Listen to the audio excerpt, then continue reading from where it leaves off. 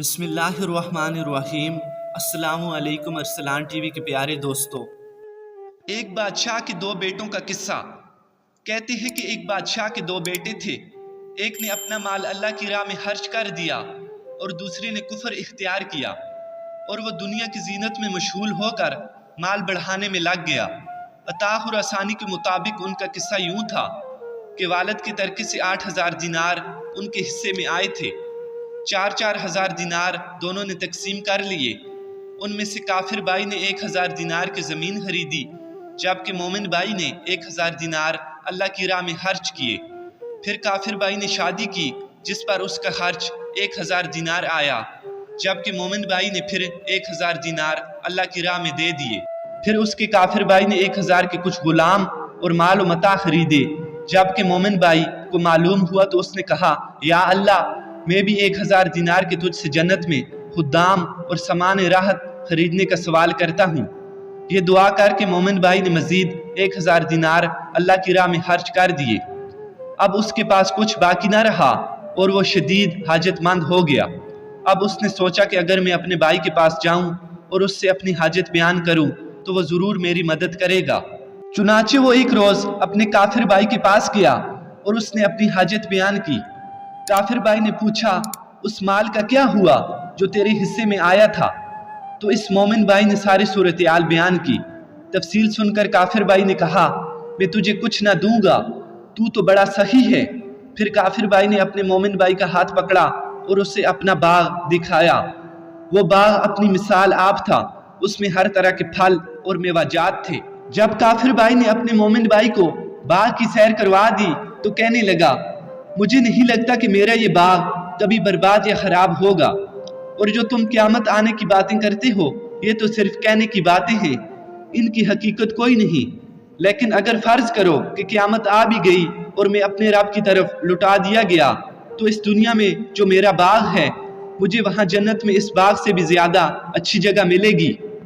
یہ شیطان کی چالوں میں سے ایک چال ہے کہ وہ انسان کو حد درجے دھوکے کا شکار کر دیتا ہے، کہ وہ انسان کافر اور ناشکرا ہوتے بھی اپنے آپ کو صحیح سمجھ رہا ہوتا ہے۔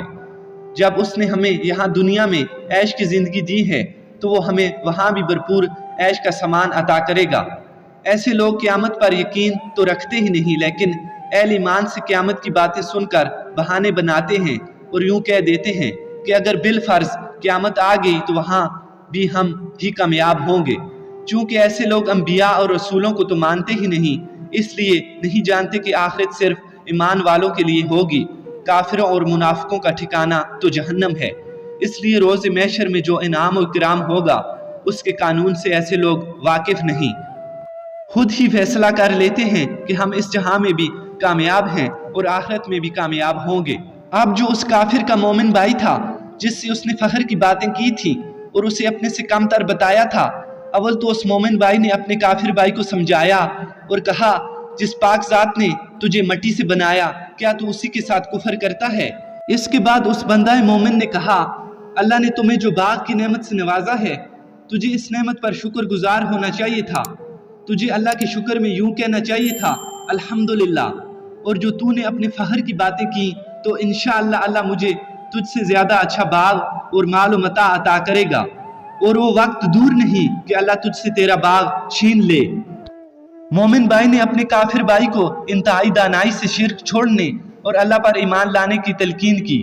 پھر مومن بھائی یہ کہہ کر چل دیا کہ اللہ تجھے ہدایت دے، لیکن کہہ خداوندی کو جوش آیا اور جلد ہی اس کافر کا سارا باغ برباد ہو گیا۔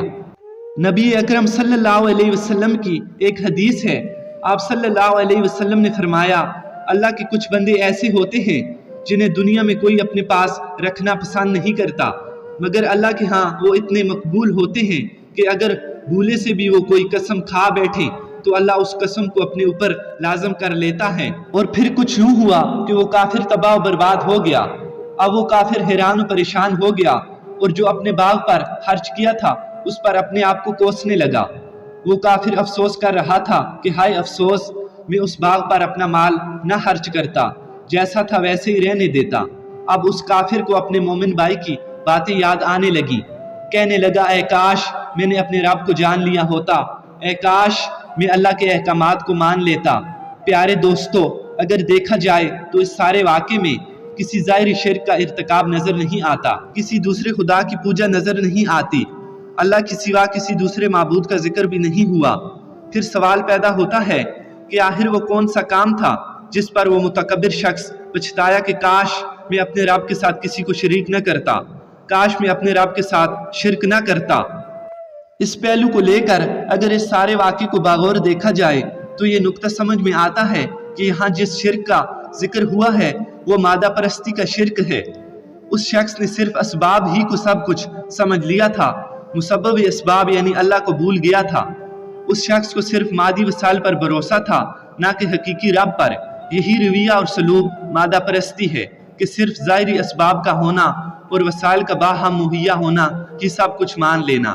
یہی موجودہ دور کا سب سے بڑا شرک ہے۔ یہ بات روز روشن کی طرح عیاں ہے کہ یہ دور آگ کی پوجا، ستارہ پرستی اور بت پرستی کا دور نہیں۔ آج کا انسان ستاروں کی حقیقت جان چکا ہے اور چاند پر قدم رکھ لینے کے بعد وہ ان کی پوجا کیوں کرے گا؟ چنانچہ آج کے اس دور میں اللہ کو چھوڑ کر انسان جس چیز کو زیادہ فوقیت دیتا ہے اس میں مادہ پرستی سب سے سر فہرست ہے۔ آج دولت کو معبود کا درجہ دے دیا گیا ہے اور مادی وسائل اور ظاہری اسباب کو مسبب اسباب سمجھ لیا گیا ہے۔ شرک صرف دولت کے آگے سجدہ کرنا ہی نہیں، کسی پتھر کو پوجنا ہی نہیں، بلکہ ہر وہ کام شرک ہے جس میں اللہ کو کارساز اور مددگار نہ بنایا جائے۔ کچھ لوگ ظاہر کی چیزوں کو خدا بنا لیتے ہیں، کچھ لوگ وطن کو اور کچھ نظریات کو خدا بنا لیتے ہیں، کچھ لوگ اپنی خواہش نفس کو خدا بنا لیتے ہیں۔ جیسا کہ قرآن پاک میں بیان ہے کہ اے نبی صلی اللہ علیہ وسلم، تم نے اس شخص کو دیکھا ہے کہ جس نے اپنی خواہش نفس ہی کو اپنا خدا بنا لیا ہے۔ دوستو، اس سے معلوم ہوا کہ اپنی خواہشات نفس کی بے جا پیروی کرنا بھی شرک ہے۔ اس گزشتہ واقعے میں بیان کافر نے بھی تو اپنی خواہش نفس ہی کو خدا بنا لیا تھا اور اپنی خواہشات کا غلام بن گیا تھا، جس کی وجہ سے اللہ تعالیٰ نے اسے تباہ و برباد فرما دیا۔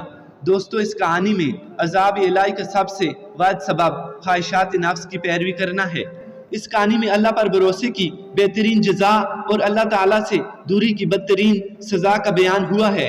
اللہ ہم سب کو ایمان اور کامل یقین کی دولت نصیب فرمائے۔ گنوا دی ہم نے جو اسلاف سے میراث پائی تھی، سریا سے زمین پر آسمان نے ہم کو دے مارا، وما علینا الا البلاغ۔